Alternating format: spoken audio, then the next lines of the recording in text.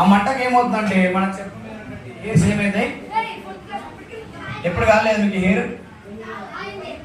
కాబట్టి అనగా చిన్ని మంటకి మన హెయిర్ కాకపోతే, ఎవరైతే యేసుక్రీస్తు ప్రభువాన్ని అంగీకరించారో, ఎవరైతే యేసుక్రీస్తు ప్రభువాన్ని సొంత రక్షణగా స్వీకరించారో వారి కొరకే ఉన్నటువంటి స్థలం ఎలాంటిది అంటే పిల్లలు, అది బహు భయంకరమైనది.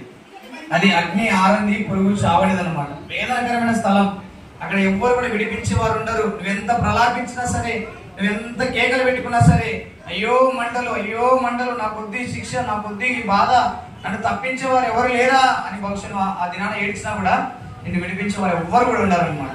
అయితే అలాంటి భయంకరమైనటువంటి నిత్య నరకానికి నువ్వు వెళ్ళకూడదని యేసుక్రీస్తు ప్రభువు నిన్ను ప్రేమించి ఈ యొక్క 2024 సంవత్సరంలో పిల్లలు ప్రేమించి VBS అనుగ్రహించినాడు. ఆ యొక్క ప్రేమించి VBS అనుగ్రహించడం మాత్రమే కాదు కానీ ఈ మధ్యాహ్న కాల సమయంలో తన ప్రేమను కూడా వెల్లడి